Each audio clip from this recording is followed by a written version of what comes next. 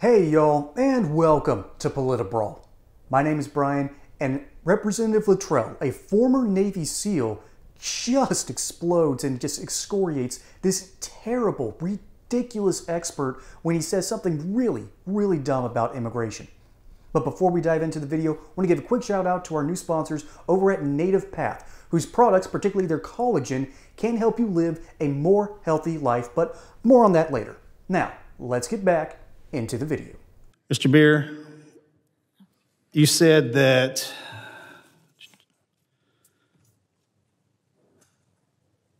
immigration is the antidote to crime. Can you elaborate on that for me, please? Well, it's the antidote to the recent rise in crime that started in 2020.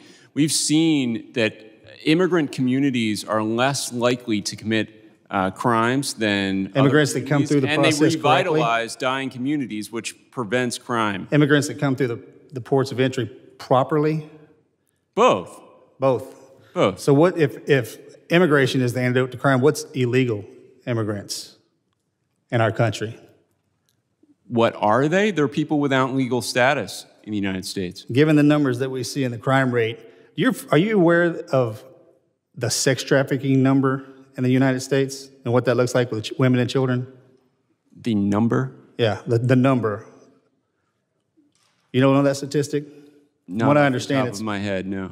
The number of men, women, and children being trafficked is more than any time in history. You aware of that? Right now, here in the United States.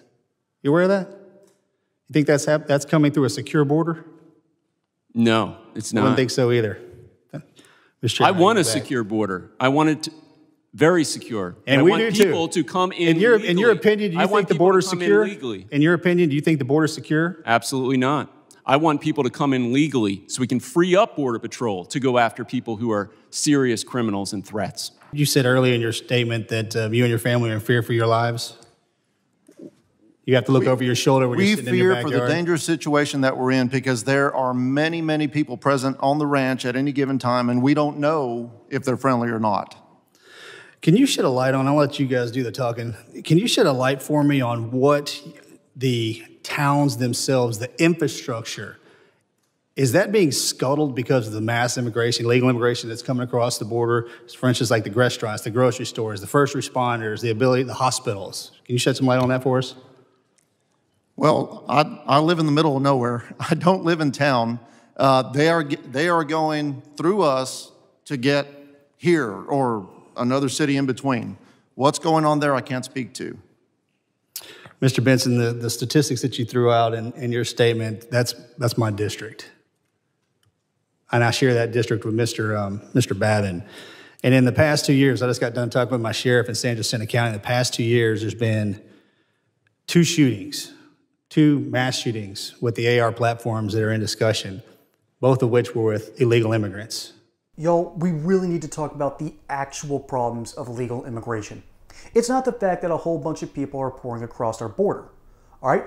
We didn't seem to have an actual problem when this was happening with Ellis Island, for instance. Yes, there was pushback. Yes, people in certain cities didn't like it. Yes, there were signs of no Irish need apply. Those immigrants, however, had a fairly shared culture, came over, mostly assimilated, kept their own ways, but managed to make their way to American society. And I'm not saying Latinos aren't assimilating, absolutely not. As a matter of fact, they're pretty close to Western culture because Latinos come from the mixture of both the New World and Spain. And Spain has been a part of Europe for forever. That's not difficult to say. That's easy to understand. That's simply the truth. So what's the problem then? Well, is it the fact that they're coming here illegally? Yes. Yes, that is the basic problem. That's the basic problem number one. There's no vetting. We could afford that with Ellis Island because we had all this space here in the United States, all this ability for extra growth.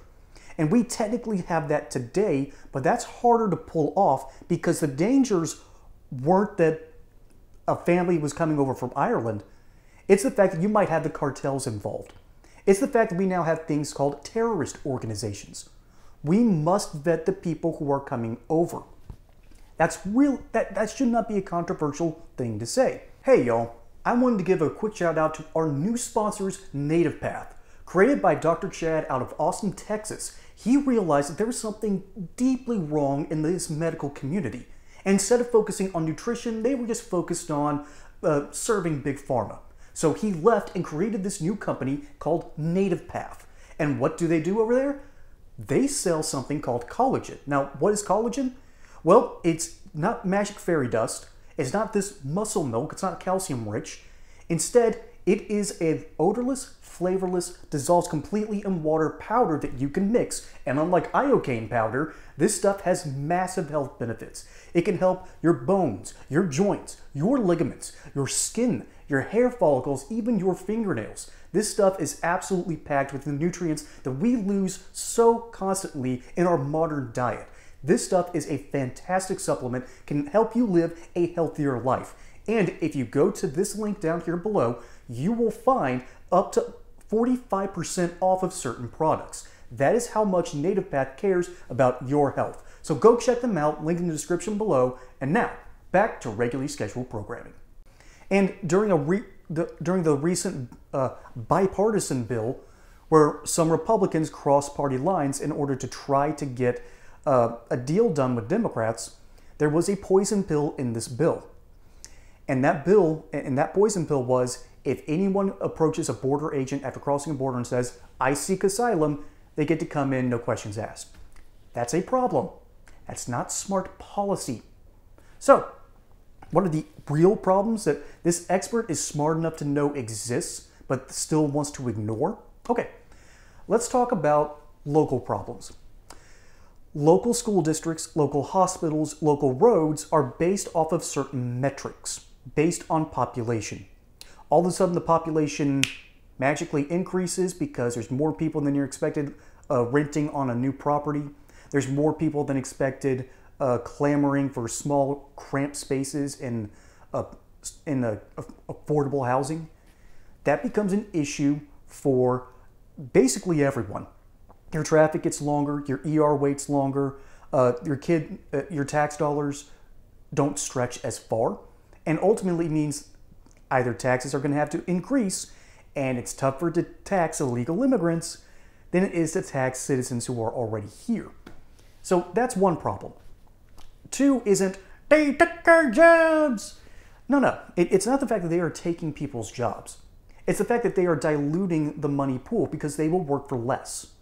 That means that other Americans are going to have to pack up and move somewhere. That's why there's a huge angry portion of the population that's just madder than a nest of hornets, madder than a bunch of yellow jackets. That illegal immigrants seem like they're taking a whole bunch of the lower blue-collar jobs. And I can personally attest to that actually happening. That sounds like a very petty thing on its face, but then you realize a person who has not been vetted, a person who was not born here, is now enjoying benefits. And then the bigger problem is that people who are claiming asylum, they reach these Democrat cities and they don't work. Many do, but some stick around in the migrant hotels and mooch off thousands of dollars in welfare projects. And the people who are currently being stiffed from welfare are starting to notice. All right, it's happening across our cities. People are angry. Not at the illegal immigrants. They're fine with them. Most of them, I believe, are good people. I've met some bad illegal immigrants that probably needed to be deported. I met some good ones who deserve to stay in this country, but with certain restrictions, guidelines, maybe a path to citizenship by way of paying for it. I don't know the solution to it. Let me know down in the comments below what you think the actual solution to legal immigration is. But there are huge problems, and they aren't even tied to the cartels. I constantly talk about the cartels, but I want to talk about the human problems and the political problems that come with it. We can swallow the fact that people are migrating to the United States. Most people can do that without a problem, without blinking.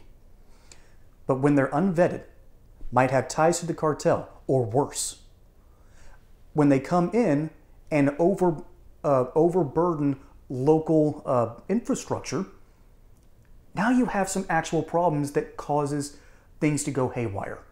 That's not fair to the average American taxpayer. And that's not even fair to the illegal migrant, because they might ultimately experience some backlash. I hope they never experience something like that. But it's not fair to anyone who plays this game. And meanwhile, this expert thinks that this is going to solve problems. And this is the final thing we got to touch on.